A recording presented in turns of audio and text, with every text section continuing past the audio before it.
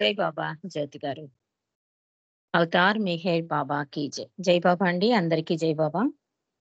ప్రభువుని దర్బార్‌లోకి ఆహ్వానిస్తూ వైదేహి గారు నమో మెహర్ బాబా పాడతారు.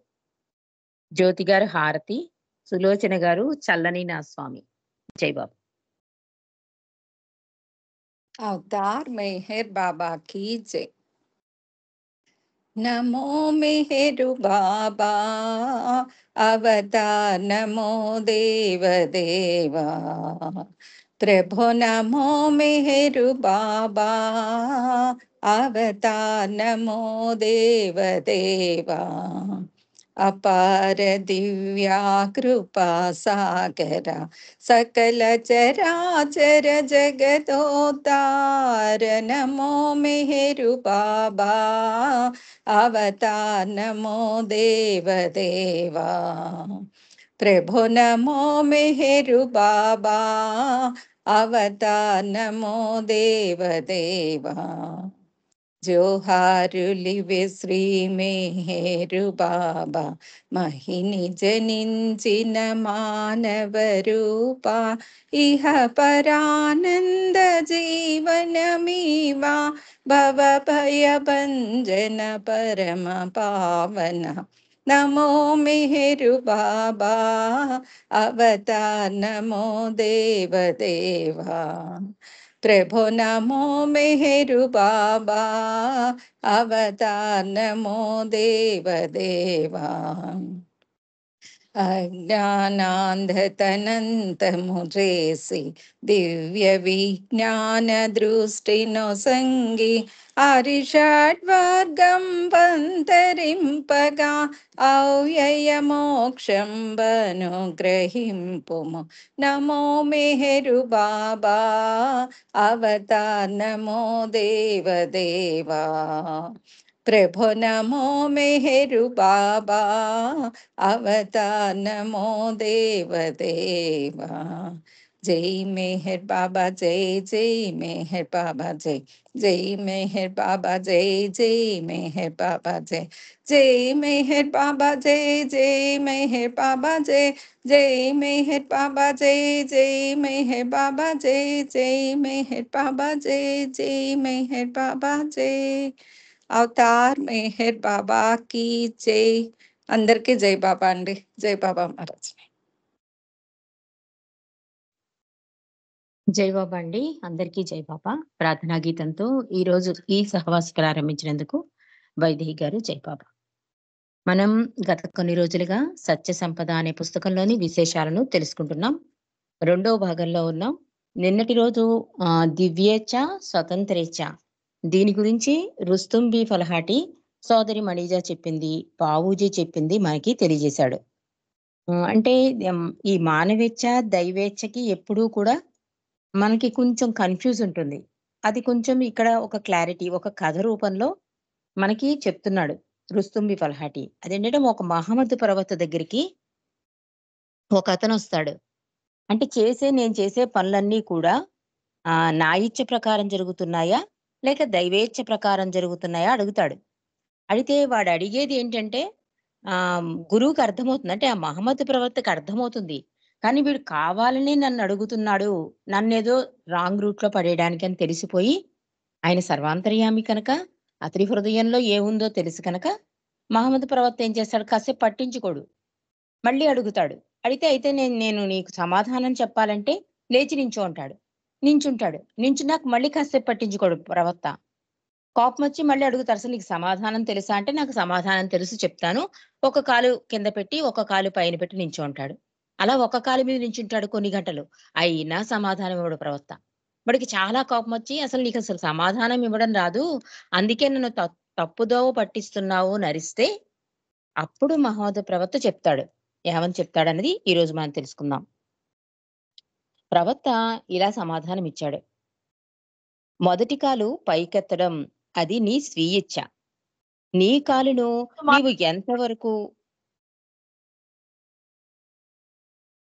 నీవు ఎంతవరకు లేపి అటూ ఇటూ తిప్పగలవో అంతవరకే నీ స్వీయ స్వతంత్ర ఇచ్ఛ.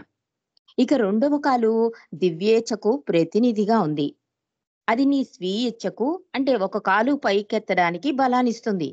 నీవెలా నీ రెండవ కాలును కూడా పైకెత్తి నిలబడలేవో, అలాగే దివ్యేచ్ఛను మార్చలేవు చెప్తున్నాడు ప్రవక్త.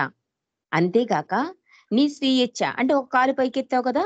ఏదైతే ఉందో అది కూడా దివ్యేచ్ఛపైనే ఆధారపడి ఉంటుంది అన్నాడు ప్రవక్త. ఇక్కడితో ఈ సబ్జెక్ట్ ఆపేశారండి. కానీ ఇంకొంచెం వేరే పుస్తకంలో నేను వెతికితే కనుక నాకు చాలా అద్భుతంగా దొరికింది.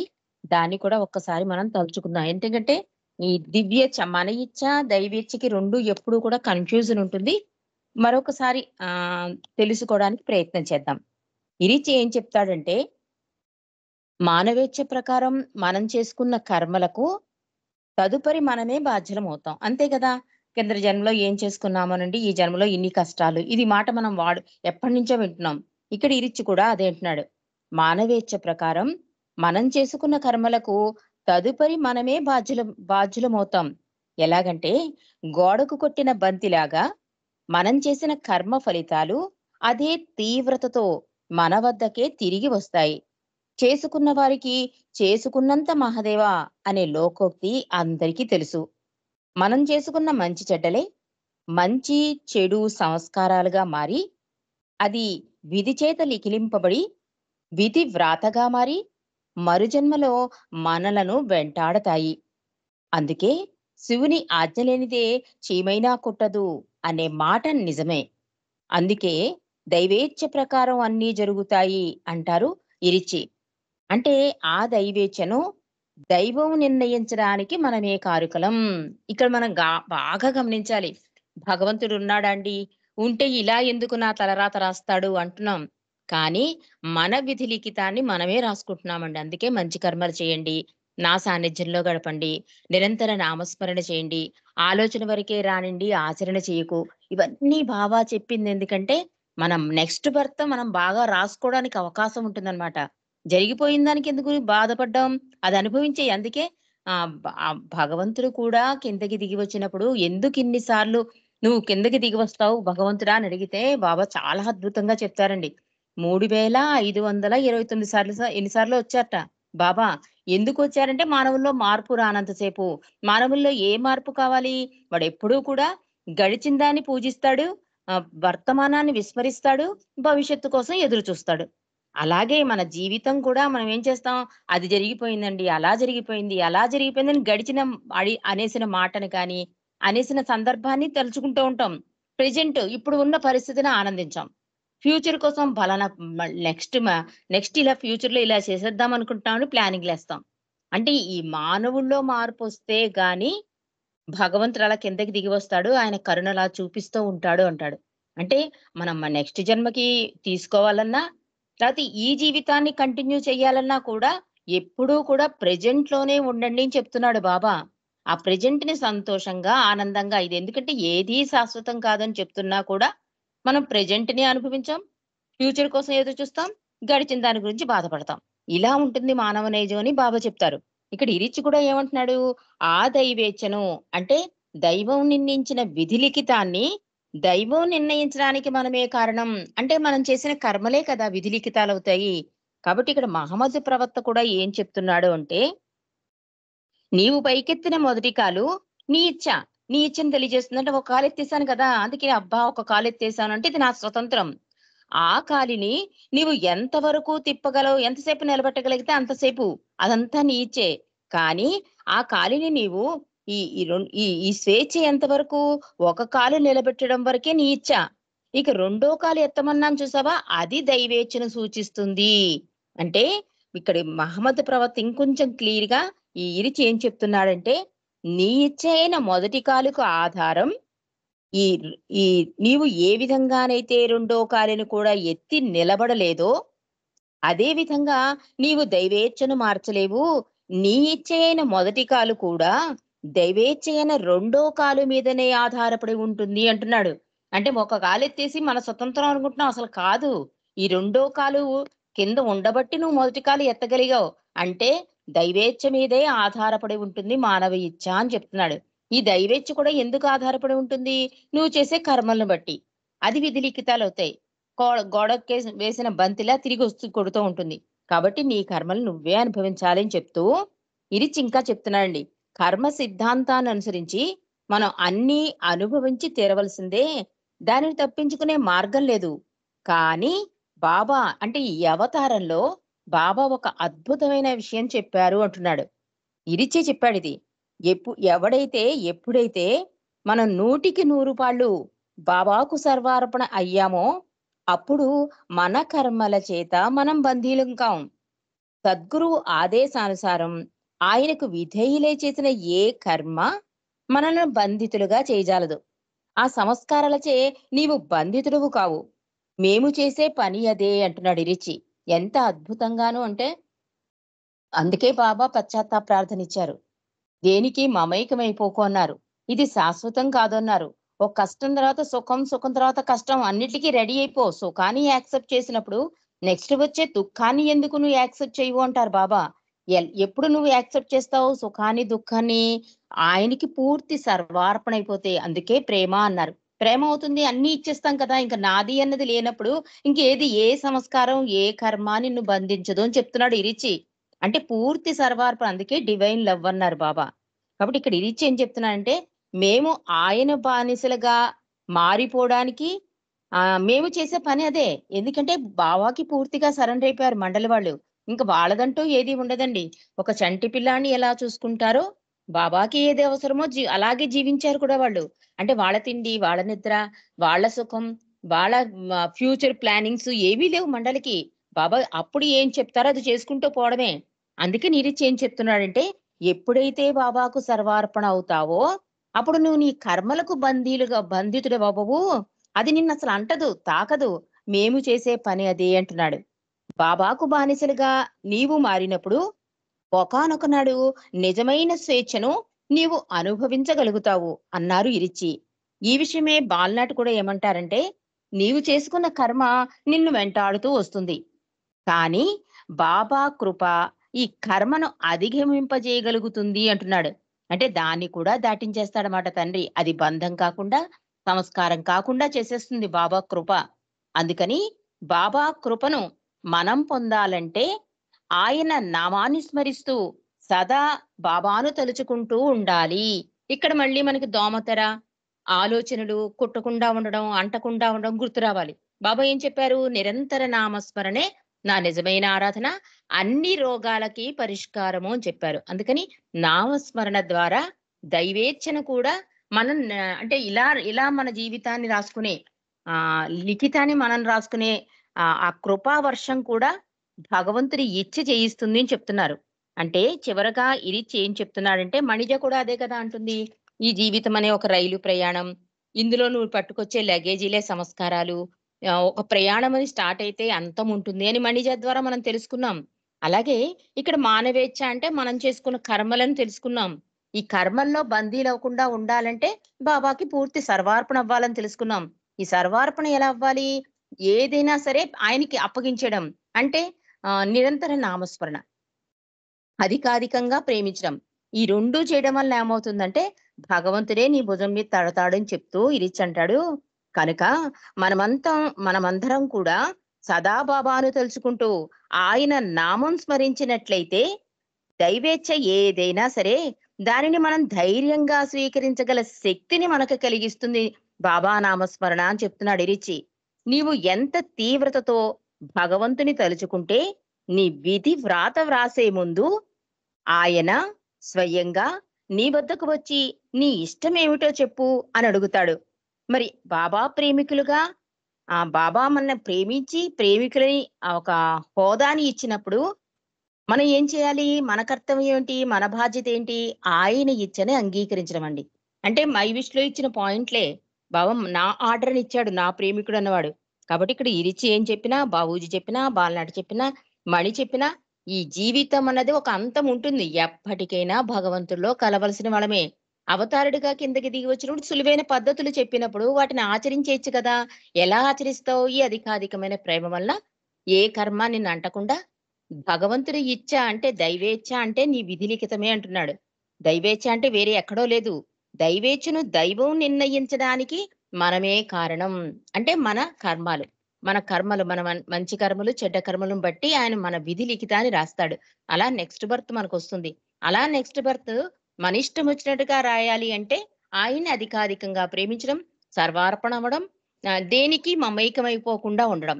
ఇలాంటివన్నీ చేస్తే కనుక ఆయనే వచ్చి నీ విధి లిఖితాన్ని ఎలా రాయమంటావు అని అడుగుతాడని చెప్తున్నాడు ఈ రిచి. కాబట్టి ఈ బాబాని సదా తలుచుకుంటూ బాబా ఎలా అయితే నన్ను ప్రేమించదగ్గ రీతిలో ప్రేమిస్తే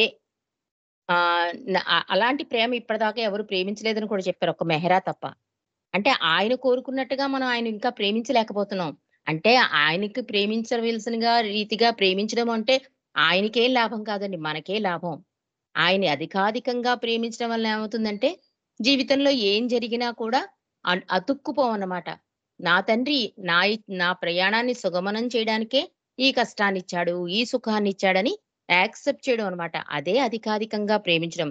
కాబట్టి ఇక్కడ ఎలా రాస్తున్నారంటే లాస్ట్‌లో బాబాను సదా తలుచుకుంటూ ఆయనను ప్రేమించదగ్గ రీతిలో ప్రేమిస్తే మన విధి వ్రాతను కూడా మనకిష్టమైన రీతిలో ఆయనతో వ్రాయించుకుందామని రాస్తున్నాడు ఈ రిచి. అంటే మనమే రాయించుకోవచ్చుట మన విధిరాతని. అంత అర్హత ఇచ్చేసాడు తండ్రి ప్రేమికుడికి. కాబట్టే ప్రేమకు అంత ఇంపార్టెన్స్ ఇచ్చింది అందుకండి. అంటే ప్రేమకి బానిసను అన్నాడు.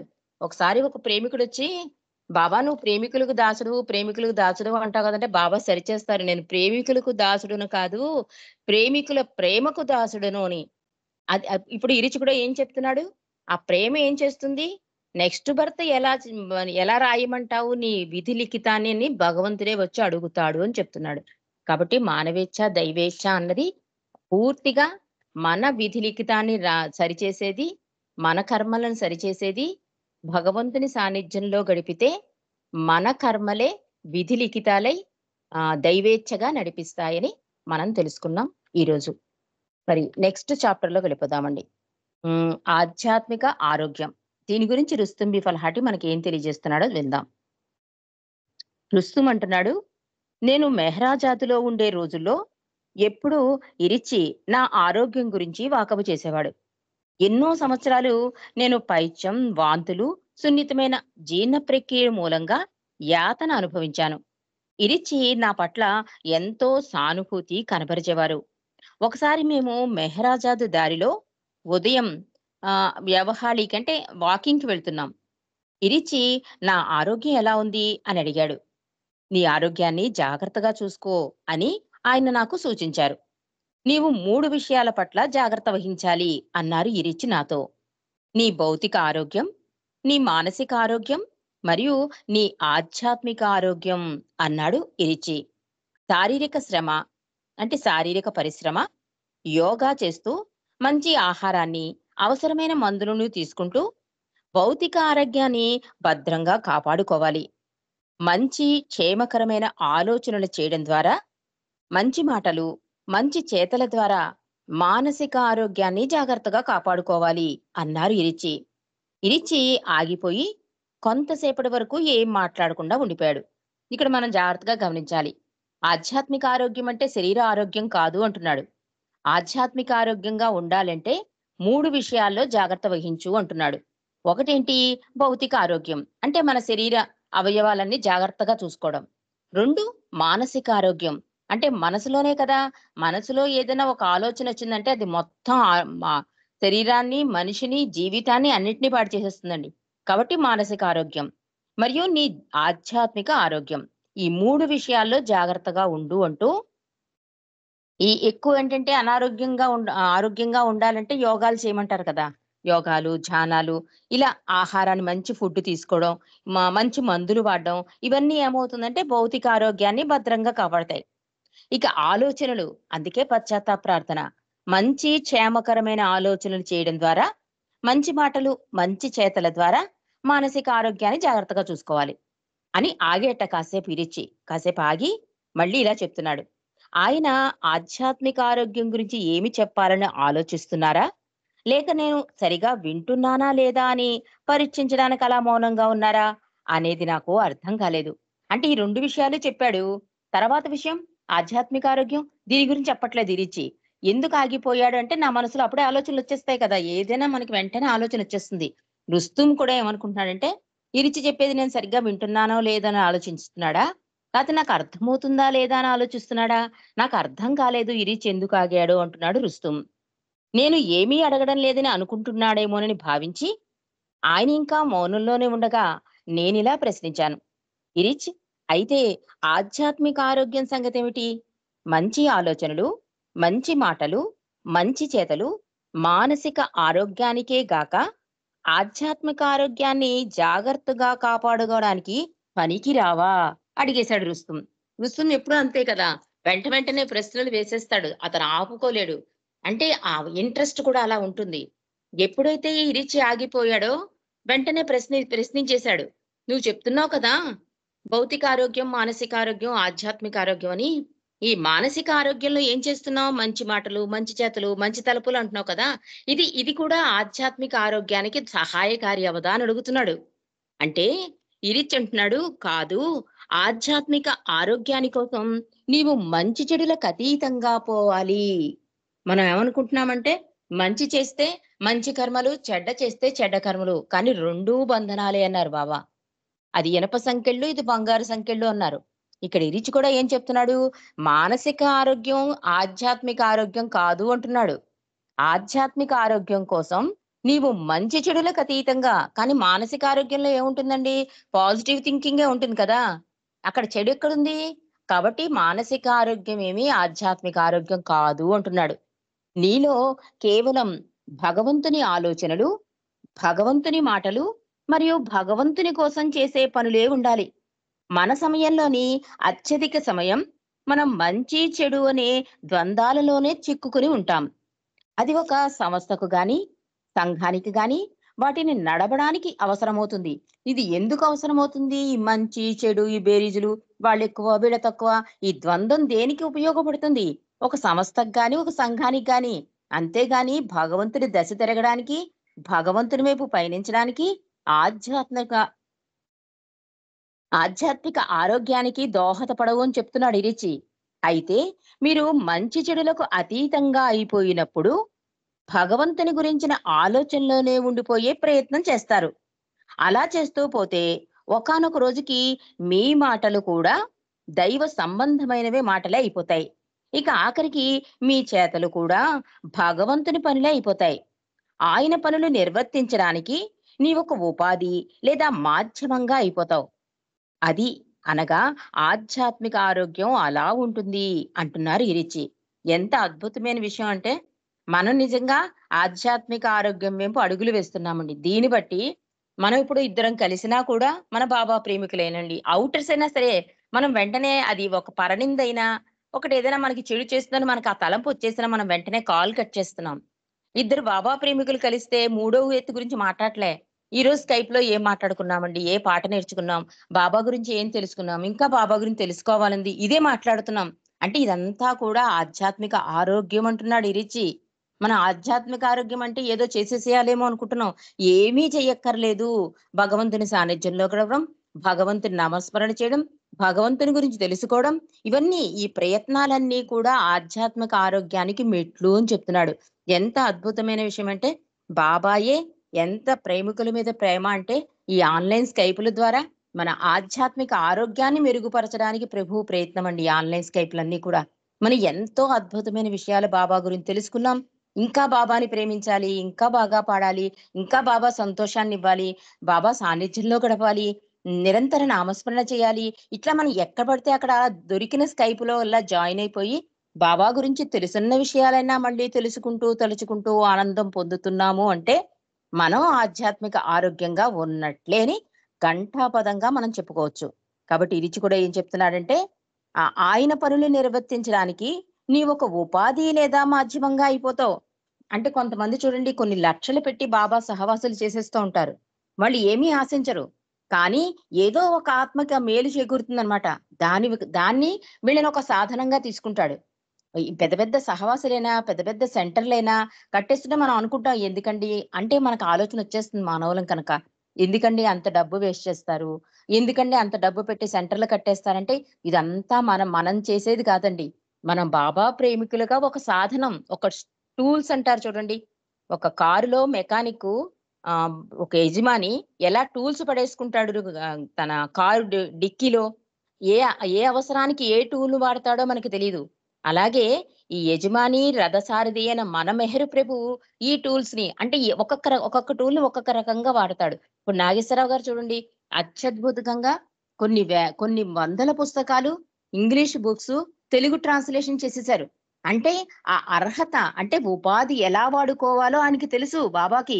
అది ఆధ్యాత్మిక ఆరోగ్యం. అలా మనం బాబాకు ఉపయోగపడుతున్నామంటే ఒక టూల్ లాగా మనం కూడా ఆధ్యాత్మిక ఆరోగ్యంగా ఉన్నట్లే లెక్క. అంటే మనం ఒక రకంగా పాటలు పాడుకోవాలని, బాబా గురించి తెలుసుకోవాలని, బాబా గురించి చదువుకోవాలని ఇలా మనం కూడా చేస్తున్నాము అంటే ఆయన సహాయ సహకారాలు ఉన్నాయి కనుకే మనం జీవితంలో కొన్ని క్షణాలు, రోజులో కొన్ని నిమిషాలు ఆయనతో గడుపుతున్నామంటే ఆయన కృపా కటాక్షం వల్లనే ఇదంతా జరుగుతోందని మనం తెలుసుకోవాలి. ఇరిచ్చి కూడా మన్ని మాధ్యమంగా వాడుకుంటాడు. అదే ఆధ్యాత్మిక ఆరోగ్యం అంటున్నాడు. కాబట్టి రుస్తుం ఇంకా ఏం చెప్తున్నాడంటే, ఇరిచ్చి చెప్పింది వింటుంటే నేను దిగ్భ్రాంతి చెందాను. నేను బుద్ధిపూర్వకంగా దానిని గ్రహించాను. నా నిజ జీవితంలో దానినెలా ఆచరించాలో ఇసుమంతైన ఊహ నాకు లేదు. నీరసపడిపోయి ఇరిచ్చిని ఇలా అడిగాను. నేను దానినెలా సాధించగలను? అంటే ఈ ఆధ్యాత్మిక ఆరోగ్యాన్ని ఎలా సాధించగలను? అడిగేశాను నేను ఇరిచ్చిని. ఉన్న వాస్తవాన్ని ఇరిచి ఇలా చెప్పాడు. బాబా కృపను అర్థించు. ఆయనను వేడుకో. ఆయన పాదాల చెంత మోకరిల్లు. మరియు నిరంతరం ఆయననే స్మరిస్తూ ఉండు. ఇవన్నీ నిజాయితీగా చెయ్యి. నీ హృదయంలో గమ్యాన్ని చేరాలనే నిజాయితీపరమైన తపనే ఉండాలి. అది అదే ఒకే ఒక్క ప్రధానమైన కోరిక మీ హృదయంలో జ్వలిస్తూ ఇతర కోరికలన్నిటినీ దహించి భస్మం చేసేయాలి. నీవు అలా చేస్తే అప్పుడు నీవు నీ ఆధ్యాత్మిక ఆరోగ్యం గురించి శ్రద్ధ వహిస్తున్నట్లే. నిజంగా మనందరం కూడా శ్రద్ధ వహిస్తున్నాం.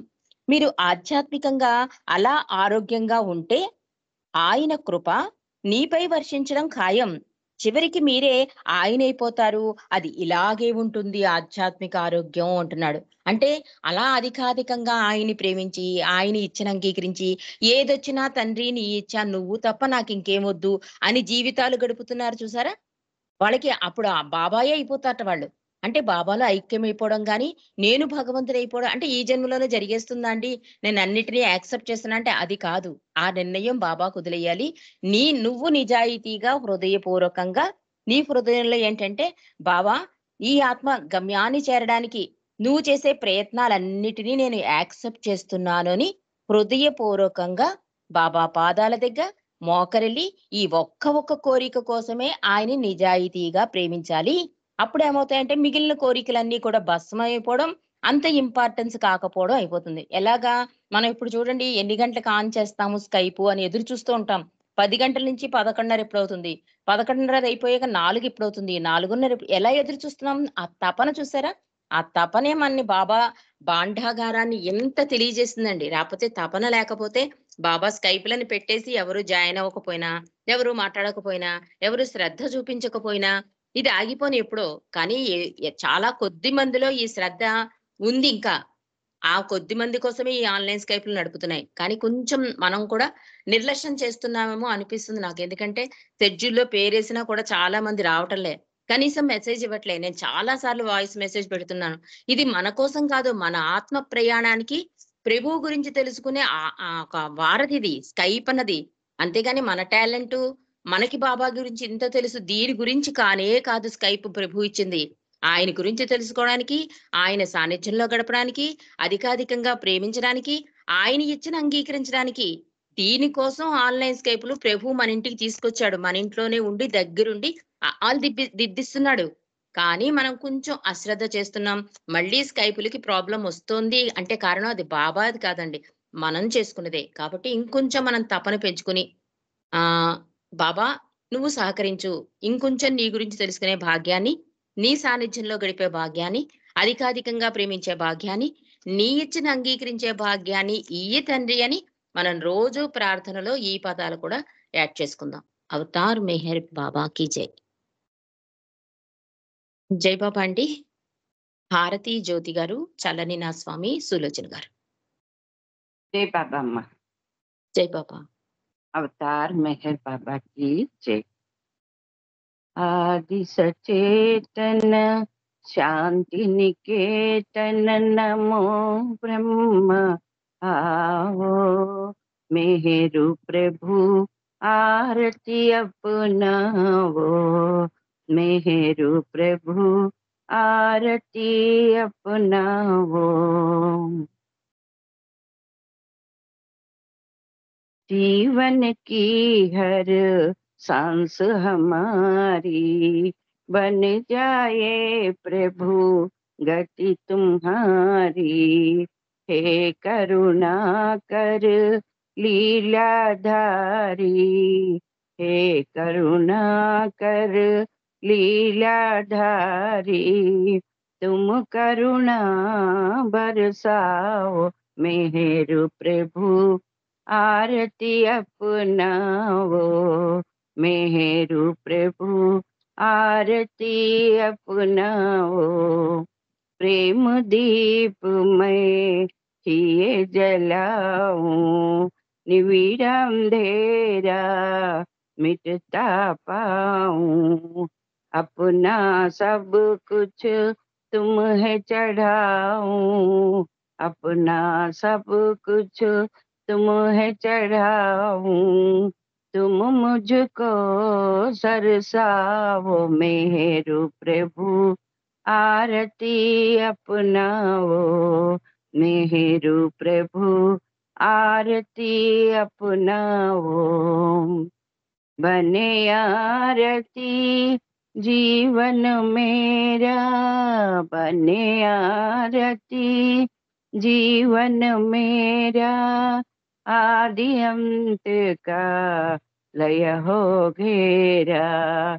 आदि अंत का लय हो घेरा। खुले नयन और दिखे सवेरा। खुले नयन और दिखे सवेरा। तुम मुझ में छा जाओ। मेहरु प्रभु आरती अपनाओ। मेहरु प्रभु आरती अपनाओ। आदि सचेतन शांति निकेतन। आदि सचेतन शांति निकेतन नमो ब्रह्म आओ। मेहरु प्रभु आरती अपनाओ। मेहरु प्रभु आरती अपनाओ। मेहरु प्रभु आरती अपनाओ। अवतार मेहर बाबा की जय। प्रियतम मेहर प्रभु की जय। परब्रह्म परमात्मा मेहर बाबा की जय। జై బాబా అండి. అందరికీ జై బాబా. రజనీ జై బాబా అమ్మ.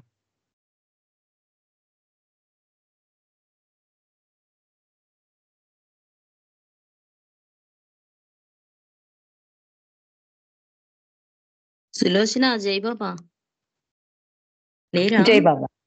ఉన్నాను ఓకే. ఉన్నాం.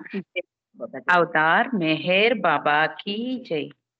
చల్లని మా స్వామి సెలవీయవయ్యా. నీ సేవకై మేము మరల వచ్చెదమయ్యా. చల్లని మా స్వామి సెలవీయవయ్యా. నీ సేవకై మేము మరల వచ్చెదమయ్యా. మెహరు నామమే నిత్యం కీర్తించులాగు. మెహరు నామమే నిత్యం కీర్తించులాగు. ఎల్లవేళల నిన్ను స్మరించులాగు. ఎల్లవేళల నిన్ను స్మరించులాగు. చల్లని మా స్వామి సెలవీయవయ్యా. నీ సేవకై మేము మరలగా చెదమయ్యా. నీ సేవలో మేము తరించులాగు, నీ సేవలో మేము తరించులాగు, ప్రేమతో దీవించి సెలవీయవయ్యా.